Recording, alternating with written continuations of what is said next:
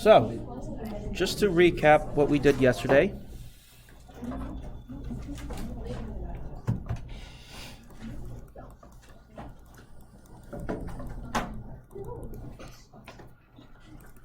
We talked about ways to factor higher degree polynomials that seem not factorable. For example, this would have been a stereotypical question you saw on yesterday's assignment.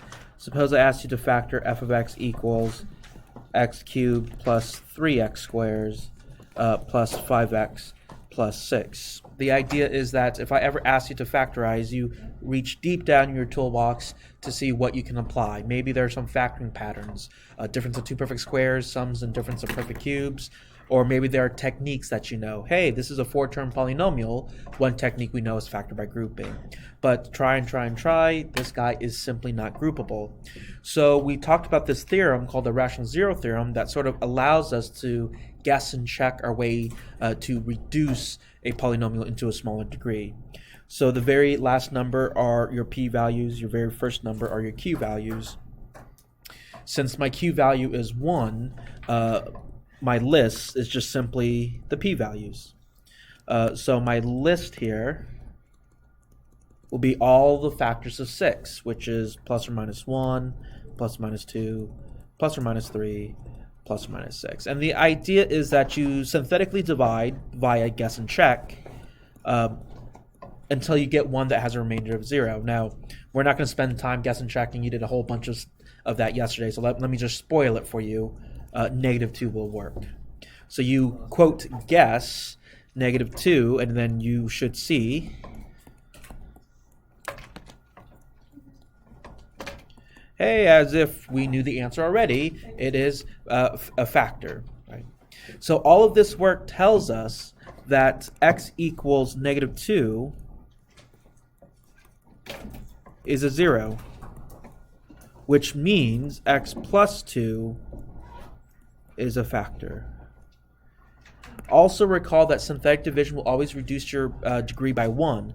So initially, these coefficients, they stood for x cubed, x squares, x's, and the constants. So that tells me that my bottom row stands for an x squared, x, and a constant, always 1 degree less. So all of this tells us that our original function f of x is equal to the x plus 2 that we found out times our result, x squared plus 1x plus 3. I guess I didn't need to write that 1 there. And since the instruction says factor, you would try to go ahead and factorize this quadratic. But try as you might, you'll find out that this quadratic is not factorable. Right. So you would just leave your answer like this and be on your merry way. That is the factored form of that cubic function. The reason why we considered that quadratic not factorable is because up until this point, we've been factoring over the field of rational numbers. That is to say, we want our answers to be nice, clean, whole numbers, no fractions, no decimals, so on and so forth. But if we expand our number system to include irrational numbers, those are the radicals, and complex numbers, those are the i's, then we have this theorem in mathematics called the complete factorization theorem. The complete factorization theorem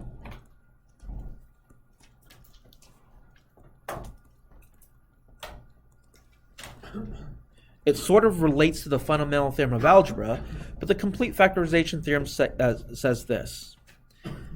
If f of x is a polynomial of degree n, meaning it could be degree 2, it could be degree 5, it could be degree 7, whatever it is. If f of x is a polynomial of degree n, then it should have n linear factors over the field of complex numbers. It relates to the fundamental theorem of algebra in that there is a relationship between the degree, the biggest exponent of the problem, to the number of linear factors, which in turn it relates to the number of zeros. So whatever your degree is, that's how many answers you should have. Whatever the degree is, that's how many linear factors you should have. So if you are factorizing an x to the fourth, you better have 4 factors. If you're factorizing an x cubed, you better have 3 factors, so on and so forth. And that is guaranteed if we extend our number system to the complex plane or complex numbers. Extension of the complex number system doesn't just go ahead and extend this idea of complete factorization. It also extends some of our special factoring patterns that we've learned in the past. One of the most famous and useful and quite honestly the most important factoring pattern that we should probably know is the difference of 2 perfect squares. So we should have recalled from last year, or heck, unit 1, that if you have perfect square minus another perfect squares, it always factorizes, in this instance, a minus b, a plus b. And your Algebra 2 teacher probably told you, I certainly did last year, that, hey, this pattern only works for perfect squares. Hey, this pattern only works for subtraction. Well, what I'm about to tell you right now is, over the field of complex numbers, that's completely false. You can do this even if you don't have perfect squares. You just have to recognize what's going on here. You have to recognize the pattern. And it's a very easy pattern to see. What does this factoring pattern do? It takes perfect squares, a squared and b squared, and it reduces them down to a and b. Well, not a hard question. If I have a squared, what math thing do you have to do to transform them to a regular a? That's a square root, right? So instead of thinking of this as the difference of 2 perfect squares, that you only can do it for perfect squares, square root, just think of it as, oh, this is a way to break down a binomial. All you have to do is do a square root minus square root plus square root. I mean, sure, it will work in the classical sense. For example, 4x squared minus 9, those are perfect squares, so yeah, apply the pattern.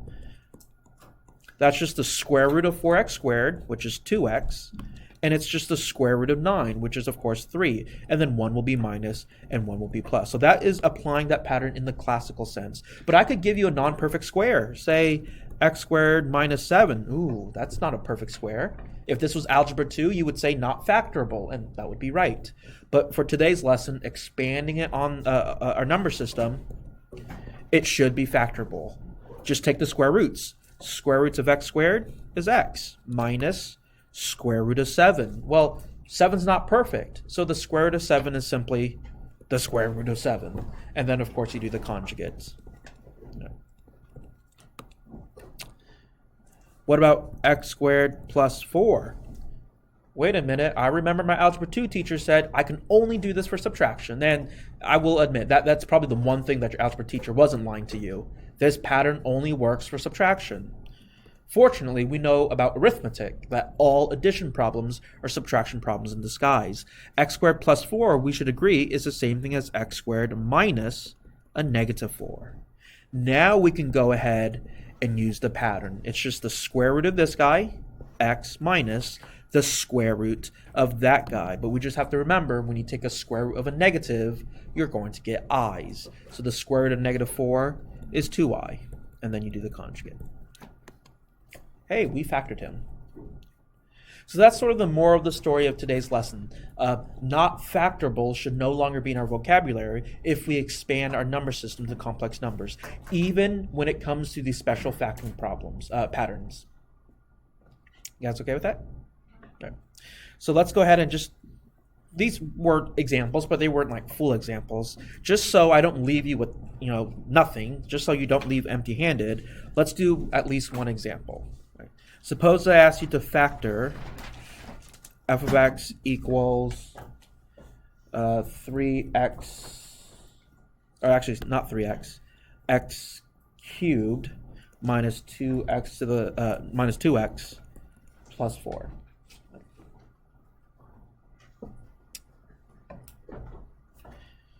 So it's factoring, so you got to dig deep into your factoring toolbox and go, okay, what techniques do I have? It's a trinomial, but gosh darn it, it's not quadratic.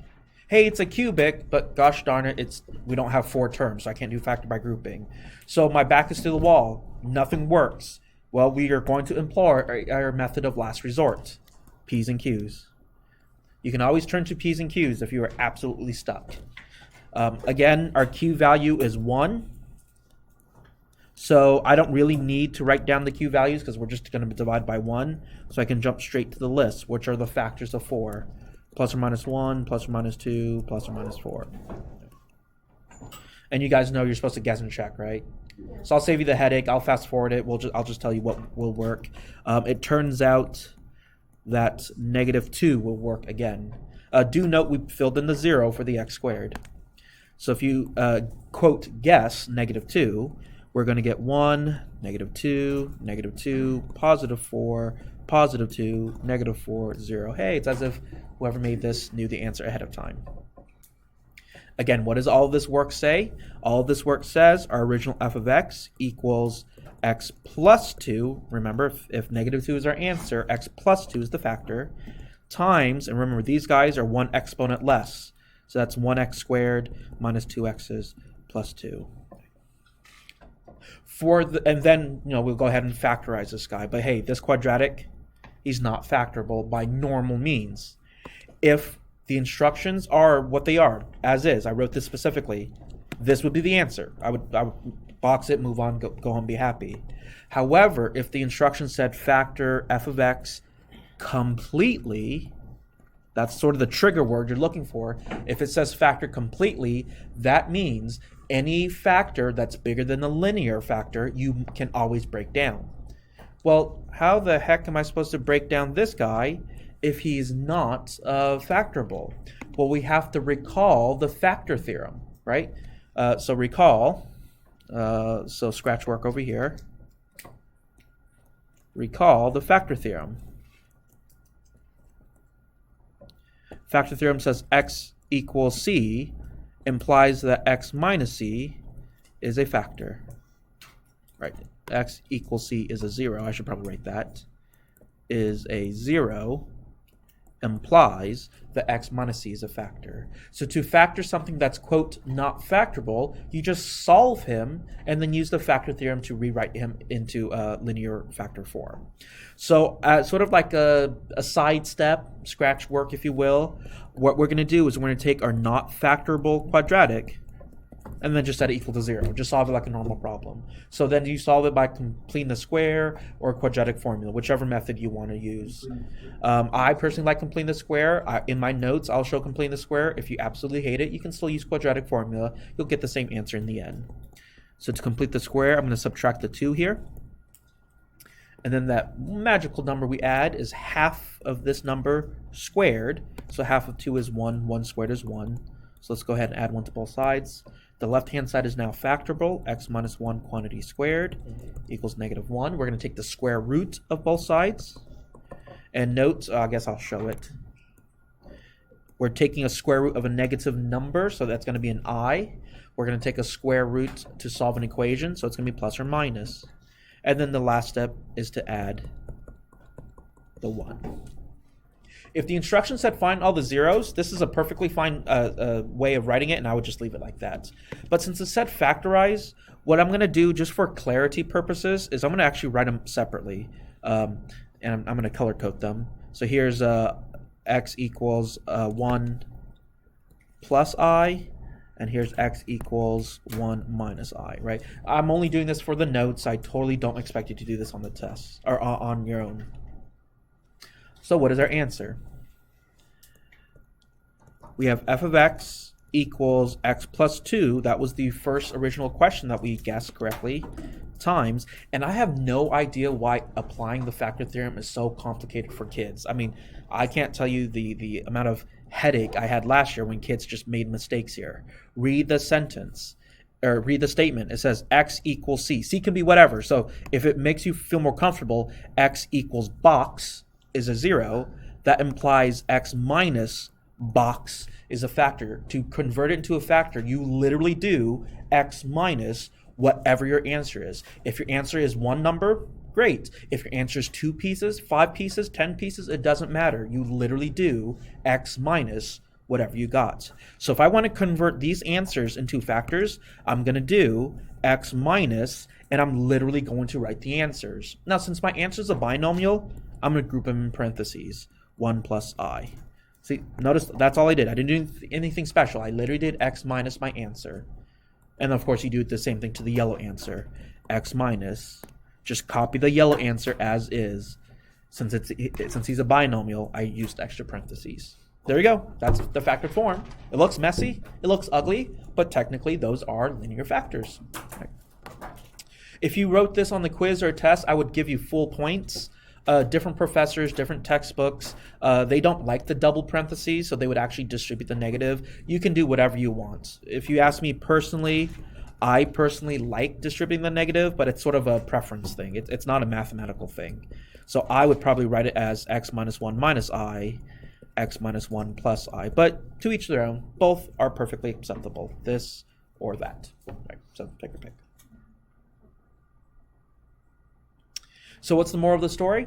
If anything is not factorable and you had to factor, just solve it like normal and then use the factor theorem to put them back together. Okie dokie? All right.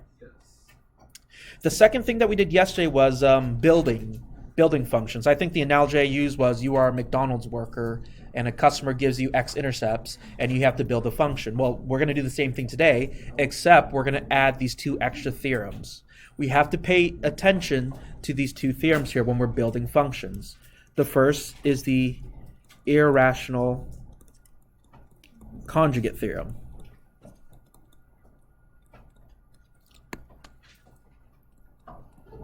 Irrational conjugate theorem states this. If f of x is a polynomial with integer coefficients, that means the numbers in front of the variables are nice, neat, positive, negative whole numbers. They're not fractions. They're not square roots. They're not i's. And at least for our class, 99.99999% of the time, we'll be dealing with integer coefficients. You typically don't deal with irrational or complex coefficients until higher math. But if f of x is a polynomial with integer coefficients, and I know for a fact that I know 1, 0, x equals a plus b radical c is a 0. That's just a fancy way of saying if one of your answers has a square root in it, then automatically you know x equals a minus b radical c. His conjugate must also be a 0. In other words, if you're dealing with a polynomial function and it has integer coefficients, if any of your answers, if any of your zeros, if any of your roots, if any of your x-intercepts, all those words mean the same thing, if they contain a square root, they are never alone. You always have conjugate answers. The other theorem that you need to know is the complex conjugate theorem. Doesn't this theorem's name sound very similar to the previous theorem's name? It is literally the same idea, except instead of dealing with radicals, you're dealing with i's. So it's going to be the same concept, the same, nearly the same statement. So if f of x is a polynomial with, since this is a complex conjugate theorem, I'm interested in complex 0. So the sort of like the arch nemesis of complex numbers are real numbers. So we're going to go with real coefficients. Right. If f of x is a polynomial with real coefficients and x equals a plus bi is a 0, then x equals a minus bi must also be a 0. So again, if you're dealing with the polynomial with real coefficients, if you know for a fact that you have an imaginary solution, automatically the conjugate is a solution as well. They are never alone. They always come in pairs. How does that help you when it comes to building a function? Well, if the problem ever gives you a radical 0, or if it gives you an imaginary 0, and he doesn't give you his buddy, you, as the mathematician, must include it. So for example, write a polynomial of least degree with integer coefficients that has x equals -1, x equals negative radical 2, and x equals 3 minus I as zeros.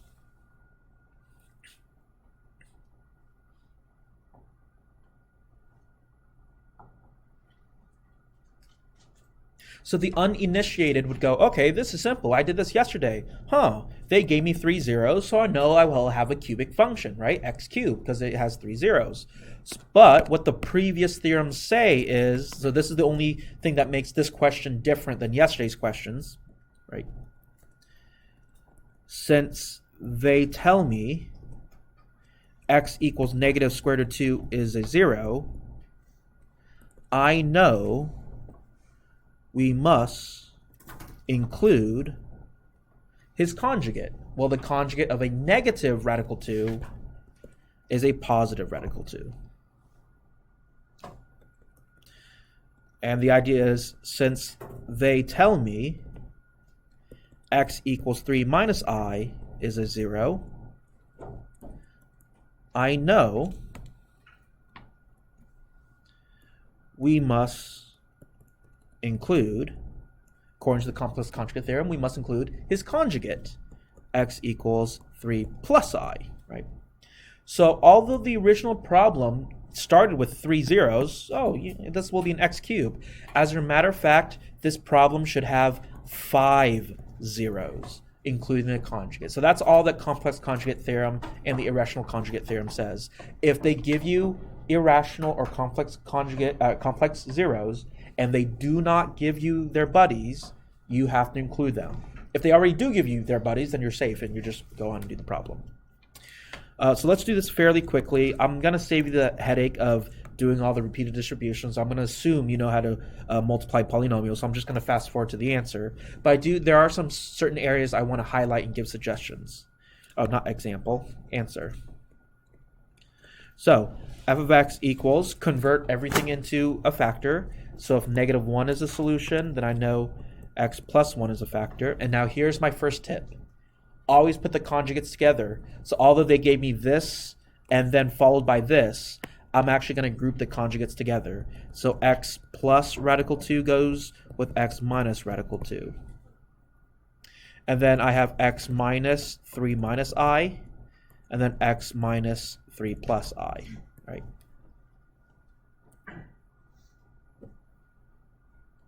My second tip to you is always multiply the conjugates together. Now, if you don't follow this rule, you're not going to get it wrong. It's not a violation of the math laws. It's just going to make your problem wickedly harder if you do not do the conjugates together. So I highly advise when we multiply, do these guys together and do these guys together. Don't mix and match them. It's going to give you a headache. Before I go ahead and multiply, though, I'll go ahead and distribute the negatives. X plus 1, x plus rad 2, x minus rad 2. And then I'll go ahead and distribute the negative here. X minus 3 plus I, x minus 3 minus I. The reason why I tell you to group the conjugates together is because you don't have to do any foiling. You don't have to do any repeated distribution because we have that factoring pattern. A squared minus b squared is a minus b, a plus b. You're just going to use the pattern in reverse. Before we do that, though, let's be sneaky here. Let's apply the associative property of addition, which says if you have all loose and separate terms, it is completely legal to group them however you want. So we're going to be smart here, and we're going to group the x minus 3 together. We're going to group the first two terms together. The reason being, we've created true conjugates now. Notice we have blue plus I times blue minus I. Hey, those are conjugates. So I don't need to do any fancy foiling. I know that when I multiply two conjugates, it should always be first guy squared, x squared, minus the second guy squared. Well, radical 2 squared is simply 2, right? So this whole guy here becomes him, thanks to that factoring pattern. Pretty neat. And then I can repeat the process for the other pair. So because I know that these guys are conjugates, it's simply going to be the first guy squared x minus 3 squared minus the second guy squared, I squared. That was pretty easy. I didn't have to do lots of arrows or distribution. I just used the pattern. And then we'll go ahead and multiply. Now that we did the conjugates together, you can multiply in any order that you want. So let's go ahead and, I don't know, multiply these two guys together first. Again, I'm going to assume you guys know how to distribute, so I'm just going to fast forward to the answer. That's going to be x cubed plus x squares minus 2x is minus 2. And then I'm going to clean this guy up a bit here. So let's go ahead and expand this guy out. That's x squared minus 6x plus 9 minus, and we have here a negative, an I squared, which we should know is negative 1. So minusing a negative 1 is actually a plus 1. And of course, 9 plus 1 is 10. Right? And then you just got to distribute. So I will admit, this is a pretty ugly distribution. You have 12 multiplications to do, but it's not that hard. Just distribute, combine like terms, go home, be happy. Can I just fast forward to the answer? Yes. All right, so if you were to distribute properly, you get x to the 5 plus, what are the 4s? That's negative 6 with 1 is a negative 5. X to the 4, and then we'll do the cubes. So that's a 10 with a negative 12. So that's a minus... No, that's a 10 with a negative 6. So that's a positive 4. X cubes. And then we'll do the squares. So that's a 10 with a positive 12. So that's positive 22 x squares. We'll do the x's, which is a negative 20 with a with a positive 12. So that's a negative 8 x's. And then the constants is a negative 20. Okay. So all I did was I just did quick distribution in my head, but that's the idea. So this function is guaranteed to have these 3 zeros here. Pretty neat. But I would not have been able to get that answer if I did not have his conjugates. So those are the two objectives for today. Can you, if I just give you a polynomial, factorize completely? That means your final answer should not have any squares or cubes in it. And second of all, if I give you a whole bunch of zeros, can you build me a function? So that is 3.5. It is basically 3.4 except over the field of complex numbers.